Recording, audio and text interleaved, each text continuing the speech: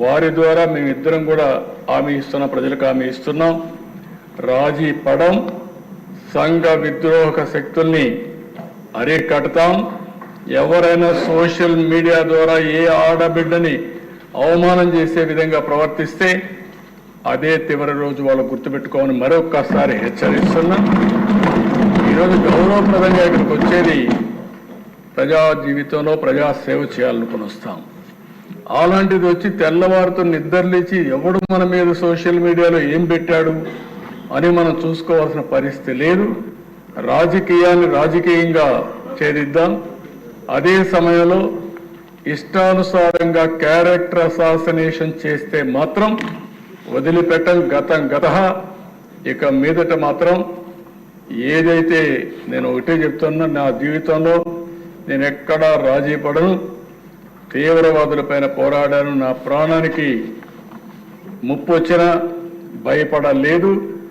మత విద్వేషాల్ని కంట్రోల్ చేశాను. ముఠా నాయకుల్ని ఎక్కడికక్కడ కట్టడి చేశాం.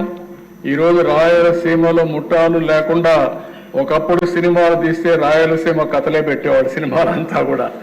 అలాంటిది ఇప్పుడు వాళ్ళు సినిమాలు తీయాలన్న పాత చరిత్ర తీయడమే తప్ప ఇప్పుడు కొత్తగా ఎక్కడ సంఘటనలు లేవు. అలాంటి చరిత్ర రాదు.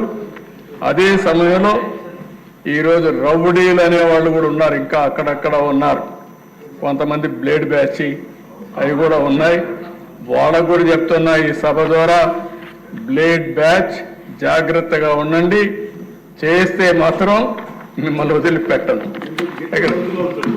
గట్టిగా కాదు, మీరు ఒక కన్నెర్ర చేసే వరకే కానీ zero tolerance on law and order. There is no second thought. ఇంకా పకడ్బందీగా నిర్వహిద్దాం. పోలీసు వ్యవస్థను ఇప్పటికే ప్రక్షాళన చేస్తున్నాం. ఇంకా అక్కడక్కడ ఉంటే ఒకటి రెండు ఉంటే అవి కూడా వేరేస్తాం. ఎక్కడ చూసినా పకడ్బందీగా నేను ఒకటే మా మెంబర్స్కి కోరుతున్నా, మీరు లా అండ్ ఆర్డర్ మీ చేతికి తీసుకోవద్దండి. ఎవరైనా సరే లా అండ్ ఆర్డర్కు విఘాతం కలిగించే వ్యక్తులుంటే మాత్రం వాళ్ళని ఉక్కు పాదంతో అణిచివేసే బాధ్యత ఈ ప్రభుత్వాన్ని చెప్పి మరొకసారి మీ అందరికీ హామీ ఇస్తున్నా. అది కూడా చేస్తాం.